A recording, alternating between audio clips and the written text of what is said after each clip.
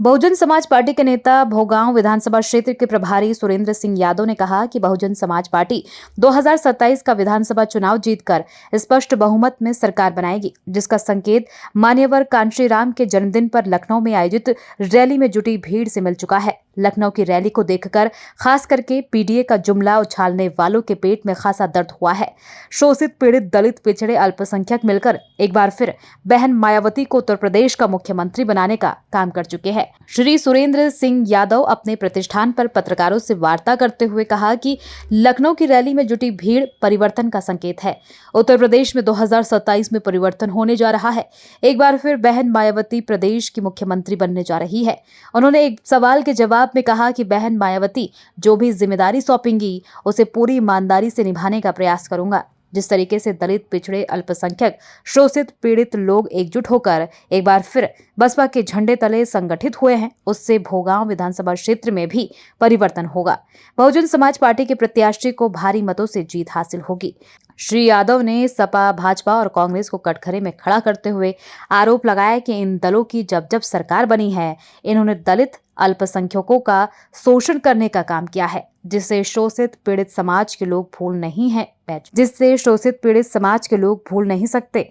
2027 के विधानसभा चुनाव में भाजपा, सपा और कांग्रेस को हराकर बहन मायावती के नेतृत्व में यही लोग बसपा की सरकार बनाने का काम करेंगे। बसपा नेता सुरेंद्र सिंह यादव ने और क्या कहा, देखिए पूरी रिपोर्ट। लगातार आप बीएसपी की तरफ से सक्रिय राजनीति कर रहे हैं। अभी जो लखनऊ में एक जनसभा की बहन जी है, उसका कितना बड़ा असर डलने वाला है? क्या जो बीएसपी का वोटर है वो वापस आएगा? क्या लगता है? धन्यवाद। मैं इस आधार पर जो एक 9 अक्टूबर को बहन जी ने रैली की है,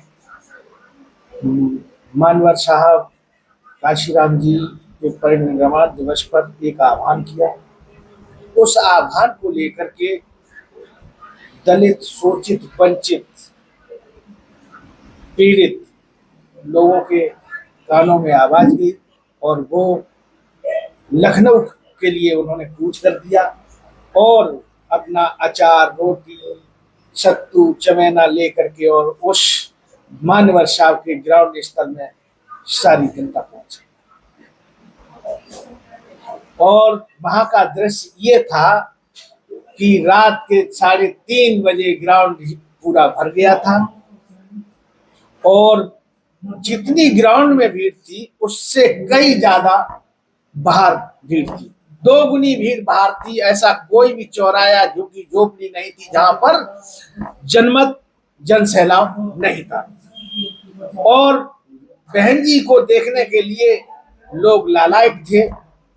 कुछ लोग तो 3 दिन पहले से आ गए थे जो फुटपाथ पर रोटी बना करके खा रहे थे। मैंने उन लोगों से पूछा कि भाई आप कब से आए हुए हैं? उन्होंने बताया कि मैं गाजीपुर से आया हूं और मैं यही रोटी बना करके खा रहा हूं और जब तक बहन जी का हम भाषण नहीं सुन लेंगे तब तक हम यहाँ से नहीं जाएंगे।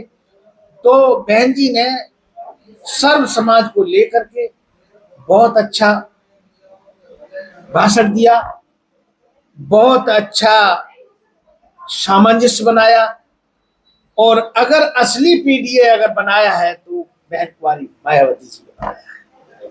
उस मंच पर सर्व समाज के लोग थे, बैकवर्ड के भी लोग थे, पाल समाज के भी लोग थे, ठाकुर समाज के भी लोग थे, ब्राह्मण समाज के भी लोग थे, दलित समाज के भी लोग थे।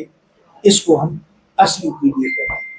जो सर्व समाज को लेकर चलता है वो ही असली पीडीए है। लोग समाजवादी पार्टी के लोग कहते हैं कि हम पीडीए लेकर के घूम रहे हैं और संविधान को लिए घूम रहे हैं। ये सब दिखावा है, ये छलावा है। असली कोई अगर रहनुमा शोषित और वंचित और पीड़ितों की अगर कोई रहनुमा है तो बहन कुमारी मायावती जी है। अच्छा, लगातार जिस तरीके से भीड़ वहां पर इकट्ठा हुई, जो बहन जी से लोग कुछ सुनना चाहते हैं जी, लेकिन बहन जी ने वो सभी बातें नहीं की। जिस तरीके से लगातार समाजवादी का हमला कर रही बहन जी और उससे एक रुख अलग से दिखाई दिया। लोग जो सुनने आए थे वो उनको सुनने को नहीं मिला, उसे कैसे देखते हैं? बहन जी ने ऐसी कोई भी पार्टी नहीं है जिस पर हमला नहीं किया है। जो लोग विपक्ष वाले लोग हैं उसको तोड़ मरोड़ करके पेश कर रहे हैं। बहन जी ने कांग्रेस को भी नहीं छोड़ा, बहन जी ने बीजेपी को भी नहीं छोड़ा, और बहन जी ने समाजवादी पार्टी को भी आड़े हाथ लिया। उसका कारण बताएं कि जो बहन जी ने आड़े हाथों लिया है, बहन जी ने ये जो बीजेपी सरकार जो चल रही है, मुख्यमंत्री जी का अभिवादन जो किया है, आभार व्यक्त किया है, वो इसलिए नहीं किया है। उन्होंने पहले ही ये शब्द बोल दिया है कि बीजेपी ने हमारे पास इतने मुकदमे लगाए, बीजेपी ने हमारी छवि को धूमिल करने की कोशिश की, और उन्होंने हमारे सीबीसीआईडी भैया भतीजों पर सब पर लगा करके जेल भेजने की कोशिश की, लेकिन हम उन चीजों से बचे।